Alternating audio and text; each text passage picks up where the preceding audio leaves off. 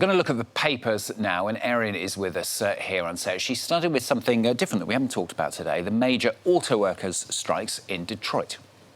Well, the strikes are entering their 5th day this Tuesday, and they're beginning to have political consequences for next year's presidential election. Even though Joe Biden describes himself as, quote, the most pro-union president ever, the New York Times this morning points out that the U.S. president actually has yet to convince the auto workers of that. Now, that's based on about 24 interviews that the New York Times did with some of the strikers over the weekend, many of whom say that inflation has pushed them out of the middle class, and they blame Joe Biden for that.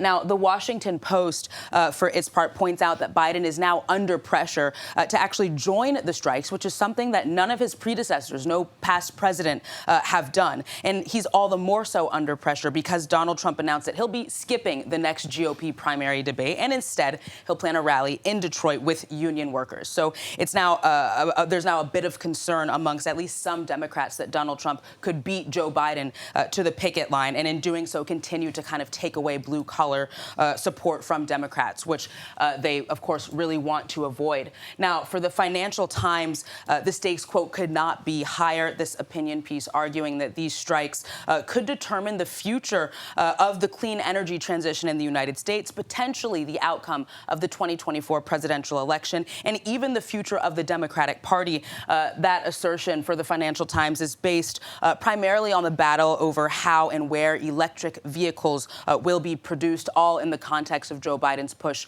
for cleaner energy. Let's move on now to items from the news bulletin today. Those diplomatic stories. Justin Trudeau making his explosive accusation. What are the papers saying about that one, Erin? Yeah, that's right, Stuart. As the Toronto Star tells us, Justin Trudeau says that the Indian government was responsible for the killing of a Sikh leader in British Columbia this past June. Now, the Toronto Star has two pieces on it. One, a kind of factual assessment of what happened, and then they explain to readers who Hardeep Singh Nijjar was. He was the outspoken leader of a movement pushing for an independent Sikh state. And in India, he had been accused of insurrection and terrorism-related offenses. In the days before his death, he had actually told journalists that he had feared for his life. So what does it mean then for relations between India and Canada?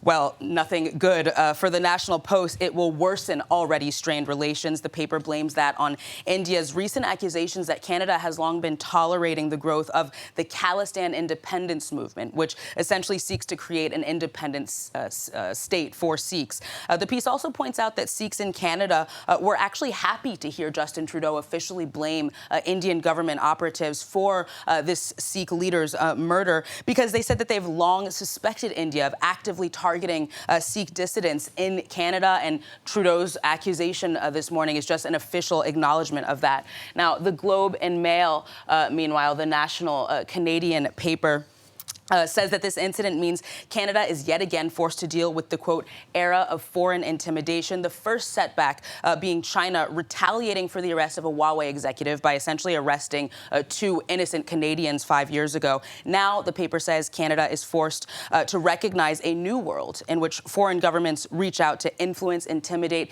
and coerce Canadians on their own territory. So countering that, the paper argues, is now a pressing national priority, Stuart.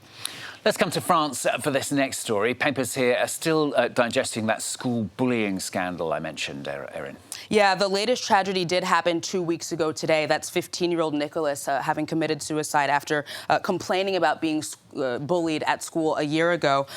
Papers are still kind of digesting it, though. Now, for Le Figaro this morning, it's a, quote, unbearable scourge. The paper saying that Nicholas, Lucas, Lindsay, Marie, Chanel, all the names of school children who have committed suicide in the past few years or so, are victims of that have fallen on the front of words that kill. The paper says that this tragedy is another illustration of a, quote, greater societal integration in which the role of schools is melting away and being lost to screens and held hostage to violence. Now, speaking of screens, the Christian paper La Croix this Tuesday morning which headlined on school bullying as well, reflects indeed on the role of social media networks. That's because the parents of an adolescent girl who committed suicide in 2021 are taking TikTok to court over her death. Now, they say that the platform, through its algorithms, pushed their daughter, who was suffering with body image issues, towards content that made her feel even worse about herself. The paper says then that no matter the outcome of this kind of unprecedented case,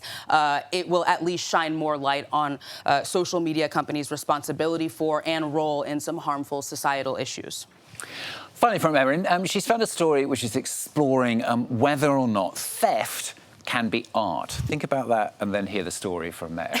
Yeah, it's actually I don't want to give publicity to crime, Stuart, but it is a clever move, in my opinion. That's Danish paper Jens Hanning, who had been meant to embed 500,000 Danish kroner in banknotes. Now, that's the equivalent to about 67,000 euros from the Kunsten Museum into a framed canvas that looks like that. But in the piece that he described, Take the Money and Run, he instead decided to pocket the cash and hand over 2 empty white canvases. He even simply told local media, the work is that I have taken their money. He was honest about it, at least. Now, he has been ordered to pay the money back to the museum. He says it was meant to be a statement on salaries, but I will say, Stuart, I feel like it's also maybe a clever commentary on some of the excesses maybe of contemporary art. And to illustrate that point, he did say that the museum, Stuart, has now made more money than it paid him because of the publicity stunt. So it's definitely food for reflection on how far people are willing to go for contemporary art. I'd love to know a bit